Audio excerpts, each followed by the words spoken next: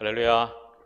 예, 요즘에 신문지상에서 계속 뜨는 드라마가 있는데요. 그 드라마의 이름이 오징어 게임입니다. 우리 어릴 때 오징어 게임 해보신 적 있으십니까? 오징어 게임 이 드라마가 지금 넷플릭스를 통해서 전 세계에 방영되고 또 세계에서 많은 사람들의 이목이 집중되고 있습니다. 이 드라마의 내용은 뭐 특별하다기보다는 456억이라는 큰 돈을 따기 위해서 서바이벌 게임을 하고요. 그 게임에서 오직 한 명만 그 상금을 탈 수 있습니다. 그런데 거기에 참석한 많은 사람들이 대부분 돈 때문에 목숨을 잃을 위기에 있는 사람들이었고요. 그 사람들이 돈 때문에 목숨을 잃지 않기 위해서 돈에 목숨을 걸고 결국 돈 때문에 목숨을 다 잃는다라는 내용이 이 내용입니다. 여기에서 이 게임을 시작하는 첫 번째 단계가 있는데요. 배우 공유 씨가 등장을 하면서 한 사람을 선택해서 그와 딱지치기를 합니다. 딱지 여러분 아시죠? 딱지를 접어서 치는 딱지. 그 딱지치기를 하는데 공유 씨가 이 브로커인데요. 그가 이기면 뺨을 때리고 또 상대가 이기면 10만 원을 받는 겁니다. 이 주인공으로 등장하는 이정재 씨가 그 게임에 참석을 해서 처음에는 따는 것 같다가 결국 계속 꼴죠. 꼬니까 계속 뺨을 맞습니다.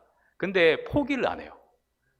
끝까지 뺨을 맞으면서도 포기하지 않고 결국 이겨서 10만 원을 찾아내죠. 그러면서 그가 받는 티켓 하나가 이 오징어 게임에 참석할 수 있는 티켓을 받습니다. 결국 이정재 씨는 마지막 주인공이기 때문에 여러분이 보시면 알겠고요. 그래서 우리가 이 드라마를 생각해 보면 사람이 어떤 마음을 가지고 사는가를 참 잘 볼 수가 있습니다. 이 드라마가 유행을 타는 이유도 우리 마음속에 있는 뭔가가 통했다는 거죠. 그게 뭔가? 그것은 바로 우리가 추구하는 것이 있는데 그 추구하는 것이 그들과 딱 맞아 떨어졌다는 거예요. 그게 뭡니까? 돈입니다. 돈 한번 크게 한번 벌어보고 싶은 거예요.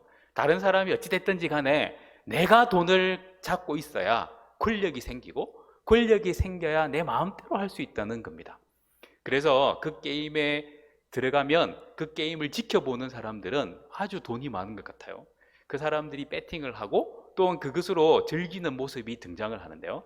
그 모습을 보면은 정말 인간 이하의 모습이지만 그들은 인간답게 산다고 생각하고 있어요. 우리의 인생은 뭔가에 사로잡혀 살 때 우리는 모르게, 자기도 모르게 자기의 정신줄을 놓고 그 사로잡힌 것에 매진을 하고 삽니다. 돈에 사로잡힌 사람은 정신줄을 놓고 돈에만 추궁을 하죠. 건강에 사로잡힌 사람은 다 내려놓더라도 건강 하나 붙잡으려고 애를 씁니다. 모든 걸 쏟아부어요. 우리는 과연 무엇에 쏟아부어야 할까? 성경은 우리에게 분명한 답을 제시하고 있습니다. 하나님께 쏟아부으라고 하죠. 근데 우리는 하나님께 쏟아붓는 척 하면서 하나님을 이용해서 돈에 목숨을 걸거나 아니면 건강에 목숨을 거는 그런 일들이 일어난다는 겁니다. 물고기를 한번 예를 들어볼까요? 물고기가 물속에서 사는 것이 가장 자연스러운 이야기입니다. 그런데 물고기가 나는 이것에 더 이상 있을 수 없어 해서 그 물 밖으로 튀어나가는 순간 그 물고기의 생명은 끝입니다. 우리 사람을 한번 생각해 볼까요? 사람들도 지금 우리가 호흡하고 사는 이 상황, 이곳이 우리가 살기에 최적화된데 근데 우리가 화성이 좋다고 화성으로 지금 이주를 간다. 화성에서 살아남을 수 있는 사람이 있을까요? 아무도 없습니다. 그러면 우리의 육체가 그렇다면 우리의 영혼이 분명히 있는데 우리의 영혼은 과연 어디에서 살아야 될까? 그 답은 우리가 잘 알고 있다시피 우리의 영혼은 천국이라는 곳에 들어가야 살 수가 있습니다. 이 세상은 영원하지 않아요. 그래서 이 세상에서 사는 것은 우리의 끝이 있다는 것을 의미합니다. 하지만 천국에 있다는 것은 우리가 영원히 산다는 것을 의미하고 우리의 영혼이 거할 수 있는 곳을 가고 있다는 것을 의미하죠. 그래서 우리가 예수를 믿고 교회에 다니고 신앙생활을 한다는 것, 이것은 내 영혼이 천국에 있다는 믿음을 가지고 있기 때문에 오늘 이 시간 이 자리에 시간을 내서 다른 사람은 TV 보고 아니면 다른 데 여행 갔다가 쉬고 있는데 우리는 이 자리에서 하나님을 예배하고 있어요. 우리가 이렇게 예배를 하고 있다는 것, 그리고 하나님을 온전히 바라보고 있다는 것, 이것 자체가 우리는 뭔가에 사로잡혀 있다는 겁니다. 그게 뭡니까? 신앙이죠. 그게 바로 우리가 믿는 하나님이라는 거예요. 자, 하나님께 붙잡힌 우리의 인생, 이것이 올바른 인생이라면 실제로 그렇지 않는 세상에 많은 사람들이 있는데요. 이스라엘 백성들도 분명히 하나님께 사로잡히고 하나님으로부터 은혜를 받은 백성임에도 불구하고 그들의 인생사를 보면은 전혀 그렇지 않은 모습이 등장을 합니다. 특히 솔로몬이 이런 고백을 하면서 하나님께 나아가는데요. 하나님, 집이 없으니까 하나님 집을 제가 짓겠습니다 해서 하나님의 성전을 만들고 그리고 일천번제를 드리며 하나님으로부터 응답을 받습니다. 역대하 7장 22절 말씀인데요.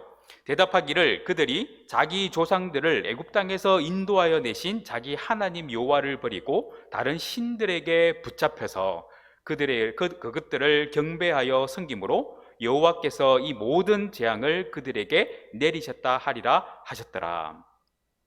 하나님께서 원하시는 것은 하나님을 온전히 바라보고 하나님을 신앙하는 것인데 이스라엘 백성들이 하나님을 신앙하지 않고 이방의 다른 신들을 섬기고 그들에게 붙잡혔다라고 이야기를 합니다. 붙잡힌 거예요. 우리가 믿는 것 같지만 실제로는 붙잡힌 거예요. 오늘 우리가 읽었던 말씀에도 보면 그 말씀의 제목이 이렇죠. 백성을 버리지 않으시는 하나님. 성경에 기록되어 있는 말씀을 요약해서 백성을 버리지 않는 하나님. 하나님은 절대로 우리를 버리지 않는데 누가 하나님을 버리고 있어요? 하나님이 우리를 버리는 게 아니라면 우리가 하나님을 저버리고 있다는 겁니다. 그래서 하나님은 우리를 꽉 붙잡고 계신데 우리는 하나님의 손을 놓으려고 하나님 좀 그만 붙잡으세요, 짜증나요 하면서 몸부림을 치고 있는 우리의 모습이 등장을 하는 거예요. 오늘 말씀의 배경이 호세아서잖아요. 호세아의 이 존재 가치는 무엇이냐면은 우리가 너무나 잘 아는 여호와께로 돌아오라, 하나님을 힘쓰알라 하는 하나님에 대한 신앙을 계속해서 회복하도록 외치고 외치는 자였습니다. 그는 하나님이 결혼하게 해서 어쩔 수 없이 정말 음란한 여인과 결혼을 하고 그것이 바로 지금 이스라엘 백성과 같다라고 하나님이 말씀을 해주세요. 도망가는 그 여인을 기다리고 언제나 기다리고 있는 이 호세아의 마음, 그것이 바로 하나님의 마음이다라고 말씀합니다. 이때에 호세아의 그 흐름을 보면은 하나님이 무엇으로부터 시작을 하느냐? 1절에 보면 이렇게 말씀합니다. 이스라엘이 어렸을 때에 내가 사랑하여 내 아들을 애굽에서 불러냈거늘. 이스라엘이 어릴 때라는 것은 이스라엘이 이제 나라가 초기로 있을 때, 우리가 지금 쉽게 생각해 보면 야곱에 의해서 야곱이 이스라엘의 이름을 받았잖아요. 이스라엘 이름을 받고 이제 그 기근이 너무 들어가지고 흉년 때문에 애굽으로 이동을 하고 그 가족들이 왕성해져 가지고 남자만 장정만 이제 60만이 되는 큰 민족이 되는데요. 그 민족이 출애굽을 하는데 그때가 바로 이스라엘 족이라고 성경은 말하고 있어요. 그때 불러내신 분이 누구냐? 바로 하나님이세요. 하나님은 그들을 뭐라고 불렀느냐? 사랑하는 내 아들이라고 하시면서 불러내셨다는 겁니다. 여러분들 부모가 아들을 불러낼 때 얼마나 따뜻한 마음으로 불러내겠어요? 아들을 불러낼 때는 이 아들이 정말 내 사랑 먹고 자라기 위해서 불러내는 건 아니겠어요? 그런데 그들은 아들임에도 불구하고 이스라엘 백성들은 광야의 길에서 하나님을 저버리는 행동을 수차례 하고요. 하나님과 대항하는 일들을 수차례 합니다.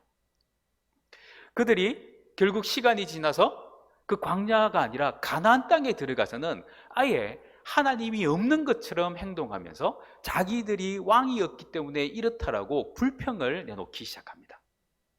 하나님은 그들을 여전히 그래도 사랑하시고 끝까지 붙들어요. 왜요? 그들이 아들이기 때문에. 그래서 3절 말씀해 보면 하나님이 이렇게 말씀하세요. 그러나 내가 에브라임에게 그름을 가르치고 내 팔로 안았음에도 내가 그들을 고치는 줄을 그들은 알지 못하였도다. 에브라임이라는 것은 북이스라엘의 대표적인 족속인데요. 하나님께서 이 에브라임, 북이스라엘을 끝까지 안아주시고 그들에게 그름도 가르치시고 팔로 안아서 사랑을 고백하고 있는데 그들은 전혀 모르고 있다는 사실입니다. 이렇듯 인생의 모습은 하나님이 아무리 사랑을 부어도 그 사랑이 나한테 미치지 않는다는 착각 속에 빠져 있는 것 같아요. 4절 말씀에는 이렇게 말합니다. 내가 사람의 줄 곧 사랑의 줄로 그들을 이끌었고 그들에게 대하여 그 목에서 멍에를 벗긴 자 같이 되었으며 그들 앞에 먹을 것을 두었노라. 하나님은 사람을 사용해서 하나님의 사랑을 직접 보여주기로 결정하시고 내가 너희를 사랑한다 그 사랑의 표현들을 사람을 통해서 계속해서 보여주고요. 그리고 우리의 눈앞에 먹을 것을 주면서 걱정하지 마라. 내가 너희들을 지키고 보호하고 있어 하는 그 메시지를 주었다는 겁니다. 그런데 이스라엘의 모습은 어떤가요? 2절입니다. 2절은 좀 중요한 말씀이라서요. 같이 한번 읽어보겠습니다. 시작. 선지자들이 그들을 부를수록 그들은 점점 멀리하고 바알들에게 제사하며 아로새긴 우상 앞에서 분향하였느니라. 하나님께서 세운 사람이 선지자들인데요. 그 선지자들의 메시지를 듣지 않고 그들은 항상 하나님을 부르는 것이 아니라 무엇을 불렀느냐? 바로 이방 신들을 부르고 있었어요. 그리고 그 신 앞에서 분향을 하며 제사를 지내는 정말 안타까운 일들이 벌어지고 있습니다. 어떻게 해야 될까요? 여러분들이 사랑하는 아들을 불러놓고 쏟아붓고 있는데 이 아들은 항상 이야기를 합니다. 아버지는 나를 미워하고 있어요. 저는 아버지를 이 세상의 최고의 원수로 생각해요. 옆집 아저씨가 내 아버지 같아요 하면서 그 옆집 아저씨를 향해서 계속 사랑을 쏟아붓는다면 부모의 입장에서는 어떻게 해야 됩니까? 정신을 차리게 해야 되겠죠. 그 정신을 차리게 하는 방법이 무엇이었느냐면 바로 5절에 등장을 합니다. 그들은 애굽 땅으로 되돌아가지 못하겠거늘 내게 돌아오기를 싫어하니 아수르 사람이 그 임금이 될 것이라. 그들이 임금이 없어서 이리저리 방황하는 인생이었지만 결국 그들의 임금은 사람이 세운 임금이 되었고 그 임금은 아수르라는 아주 강력한 나라가 이 땅에 와서 완전히 이 땅을 회파시키고 그들을 포로로 데리고 가는 아주 불운한 인생으로 전락해버린다는 것을 말씀하고 있습니다. 그렇습니다. 우리가 지금 이스라엘의 역사를 짤막하게 보고 있지만 이스라엘의 모습이 바로 우리의 모습이 될 수 있다는 거예요. 하나님이 우리를 선택하셔서 이 자리에 이곳에 불러주셨는데 우리는 여전히 하나님을 신앙하는 그 열심과 그 열정과 그 사랑 고백을 저버리고 계속해서 다른 것에 관심을 가지고 있다면 우리는 이스라엘과 같은 똑같은 전철을 밟는 인생이 되어서 우리가 생각지도 못한 다른 임금이 와가지고 여러분들의 상투를 부여잡고 흔들어지고 우리를 넘어뜨리게 한다는 겁니다. 오늘 우리가 살아가야 할 이 세상, 과연 나는 무엇에 붙들려야 할까요?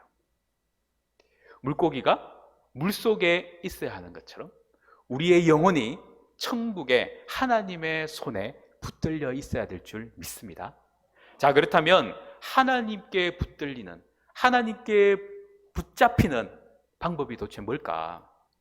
그 첫 번째로 우리가 깨달아야 될 것은 2절의 말씀입니다. 선지자들이 그들을 부를수록 그들은 점점 멀리하고 바알들에게 제사하며 아로새긴 우상 앞에서 분향하였느니라.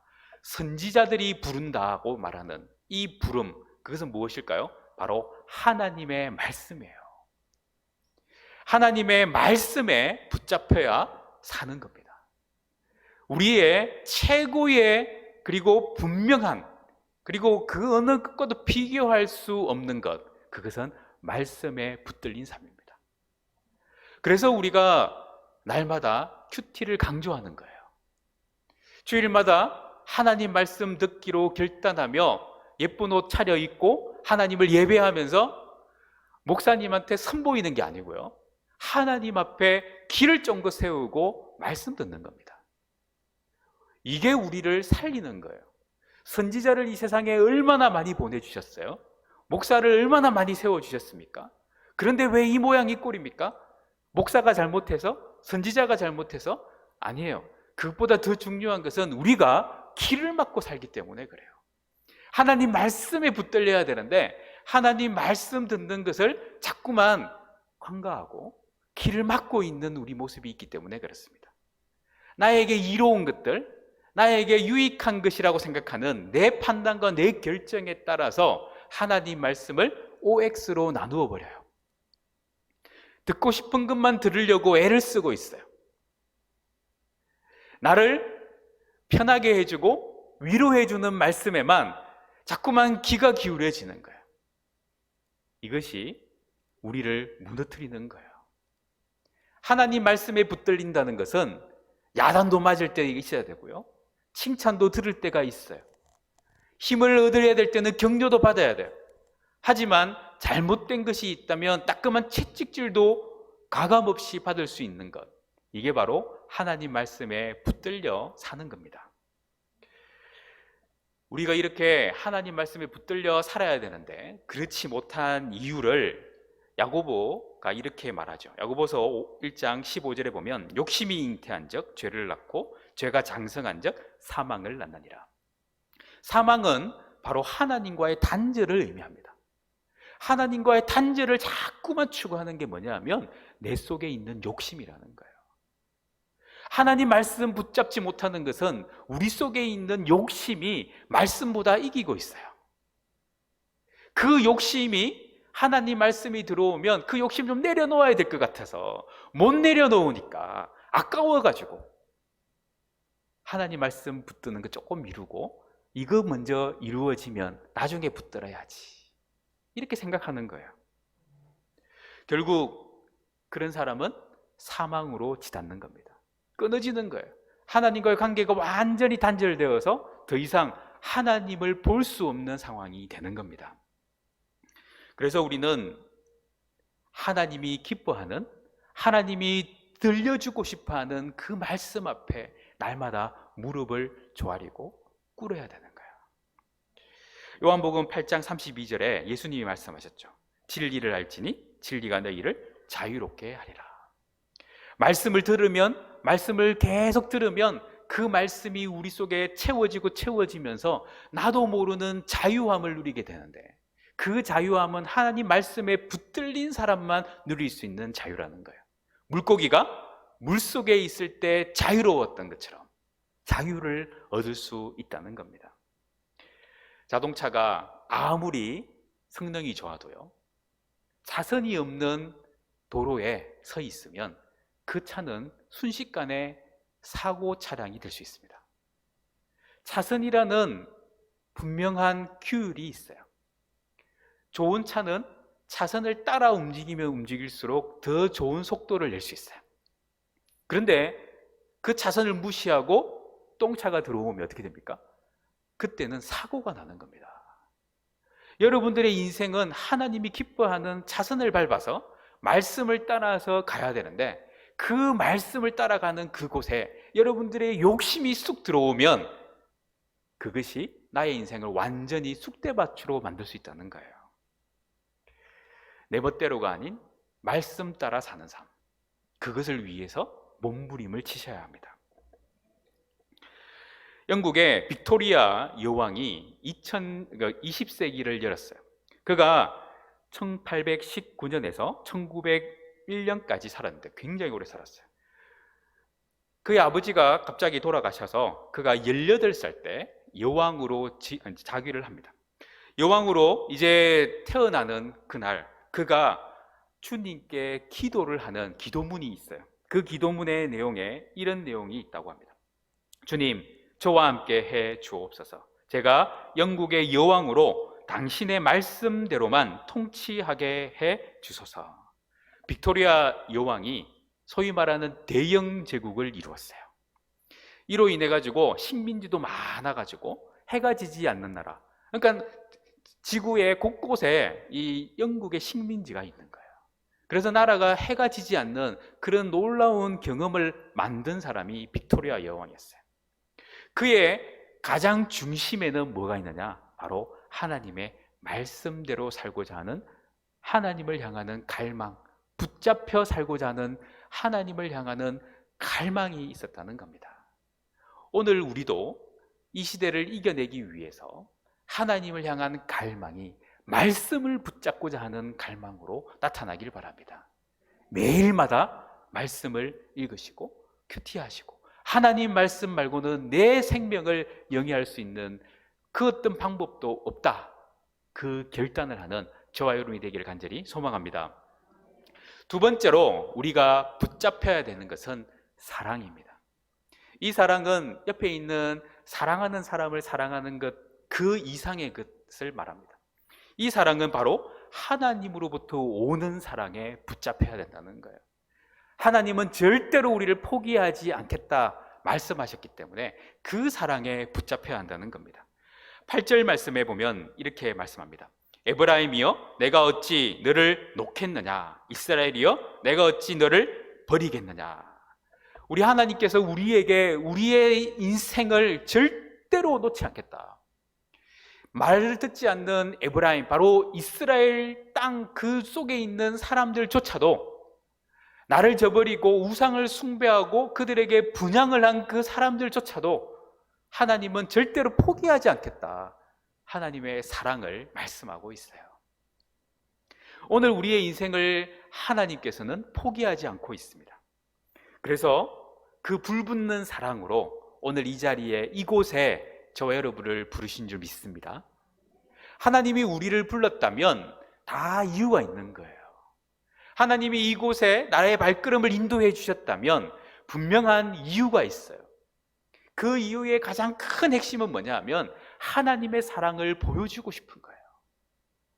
왜요?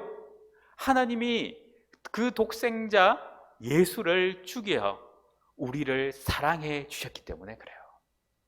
이제 예수님의 생명을 우리와 맞바꾸기로 결정하신 그 사랑을 우리에게 보여주고 확인시키고 싶으신 거예요. 날마다, 아니 주일마다 우리에게 그 사랑을 보여주시면서, 얘야 내가 너를 얼마나 사랑하는지 좀 다시 한번 생각해봐. 내가 너를 얼마나 사랑하는지, 내가 눈물을 흘리며 가슴을 찢으며 너를 사랑하고 있단다. 그 사랑을 확인시키는 그 작업이 바로 이 시간 이 자리라는 것을 기억하시기 바랍니다. 그래서 예수님이 이렇게 말씀하셨습니다.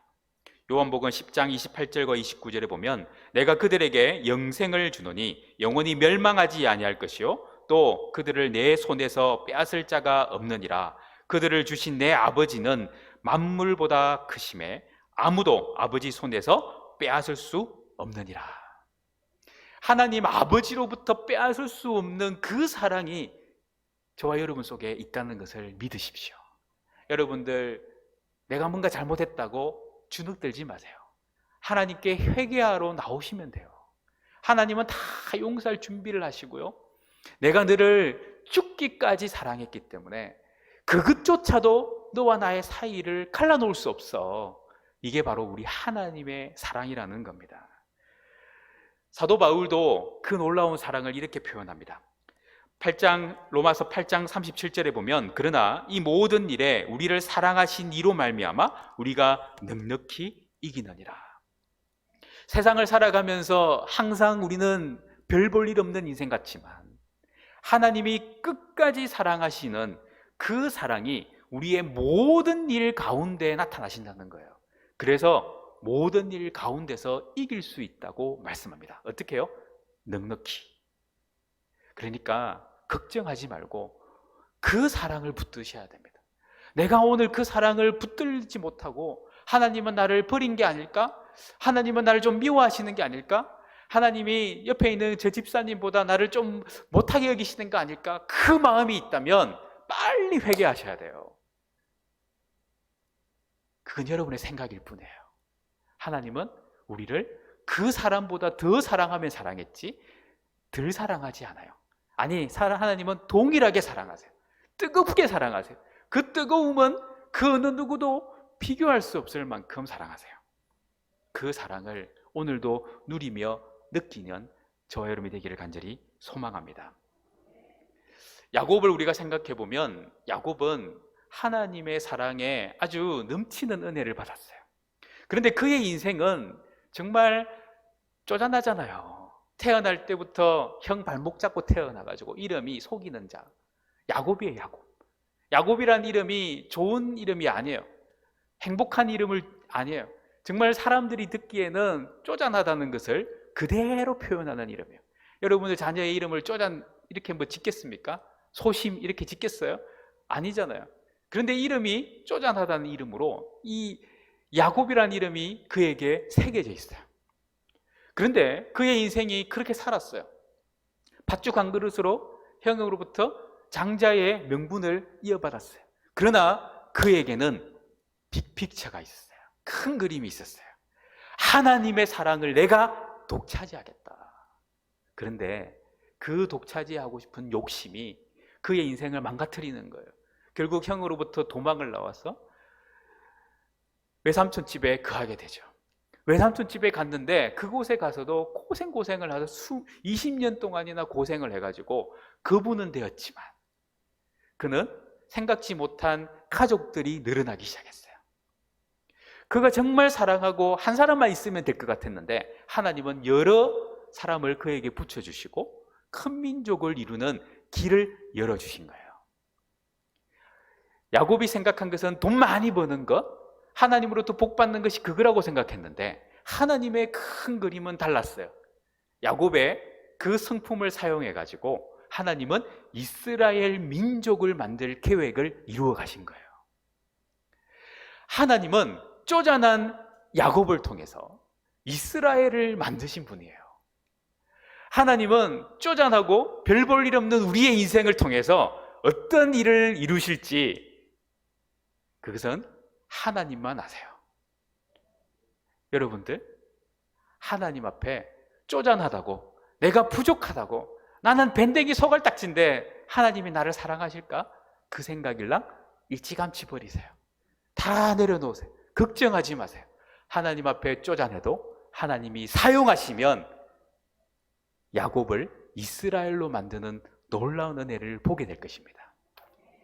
오늘 하나님이 우리를 사랑하신다고 말씀하십니다. 여러분들의 가슴 속에 외치십시오. 하나님은 나를 너무나 사랑해. 별 볼 일 없는 그 야곱도 사랑하셔서 이스라엘로 만드시고 민족으로 만드셨고, 북이스라엘 에브라임 지파, 별 볼 일 없는 그 지파가 완전히 망해버렸는데 하나님은 그 이스라엘을 지금도 살아있게 하신 장본이시다라는 걸 꼭 기억하는 저와 여러분이 되기를 간절히 소망합니다. 세 번째로 우리가 붙잡혀야 하는 것은 진정한 하나님의 이유를 발견해야 한다는 거예요. 그것은 뭐냐? 바로 사명입니다. 사명에 붙들려야 하는 거예요.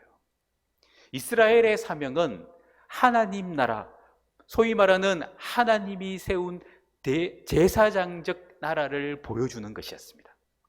그래서 하나님을 섬기면 어떤 복을 받는지를 세상에 보여줘야 되는 아주 중요한 사명이 있었어요. 그런데 그들은 그 사명을 놓치고 말았어요. 그러니까 하나님은 어떻게 그들을 다스립니까? 나라를 잠깐 없애버리는 겁니다. 그들의 존재 가치를 완전히 바닥으로 만드시는 거예요. 왜요? 정신 차리게 하기 위해서.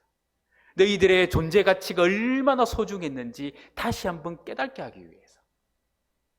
그러면 하나님께서 우리의 인생에 저와 여러분들에게 하나님이 붓고자 하는 그 사명이 무엇일까요? 이스라엘 백성들을 향하신 하나님의 그 놀라운 사명이 여전히 발현되도록 그들은 인간 채찍에 의해서 사람으로부터 얼마나 고통을 당하고 괴로움을 당했습니까? 민족이 없어질 뻔했어요. 하지만 하나님은 그들을 근근히 이어가시고 계세요. 그 모습을 볼 때 하나님이 나를 사랑하셔서 영적 이스라엘 하나님의 자녀로 우리를 불러주셨기 때문에 하나님은 분명 우리에게 사명을 두고 계신다는 겁니다. 그 사명의 핵심은 무엇입니까? 바로 우리를 구원하신 예수님을 이 세상에 보여주는 겁니다. 빛으로, 소금으로 우리의 삶을 통해서 보여주는 거예요. 그래서 우리는 좀 힘들어도 날마다 하나님의 그 사명을 세상 가운데 보여주기 위해서 몸부림치는 인생이 되어야 해요. 하나님이 나를 선택한 이유를 다시 한번 깨달아서 그 깨달음을 보여주는 인생이 되어야 한다는 겁니다. 사도 바울은 하나님을 너무 잘 믿는다고 생각했어요. 그래서 이단으로 보이는 예수를 믿는 사람들을 잡아 죽이는 아주 극랄한 인생을 살았어요. 그런데 알고 봤더니 그게 하나님을 사랑하는 게 아니라 하나님을 대적하고 있었던 거였어요. 그는 돌이켰어요. 그리고 그의 인생을 걸었어요. 그러면서 고린도전서 15장 10절에 이렇게 고백을 합니다. 그러나 내가 나된 것은 하나님의 은혜로 된 것이니 내게 주신 그 은혜가 헛되지 아니하여 내가 모든 사도보다 더 많이 수고하였으나 내가 한 것이 아니요 오직 나와 함께 하신 하나님의 은혜로라.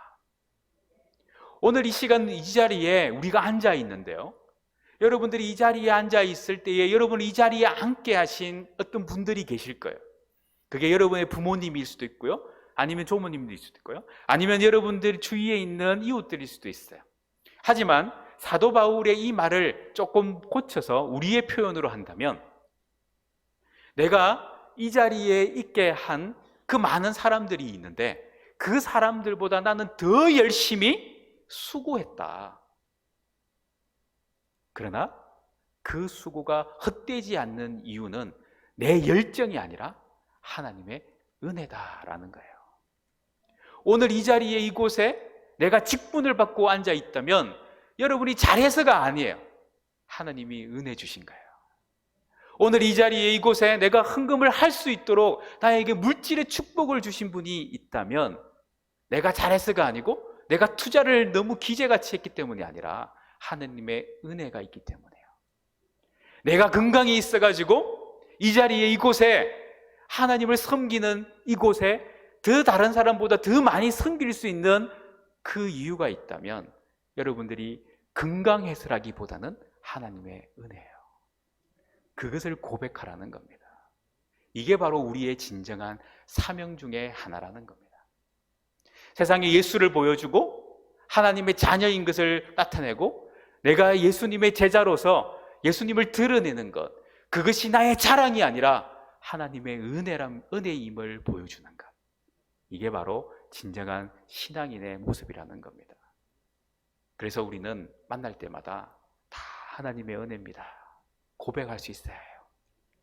다 하나님의 은혜입니다. 오늘도 하나님의 은혜인 것을 고백하는 저와 여러분이 되기를 바랍니다. 말씀을 좀 맺을까요?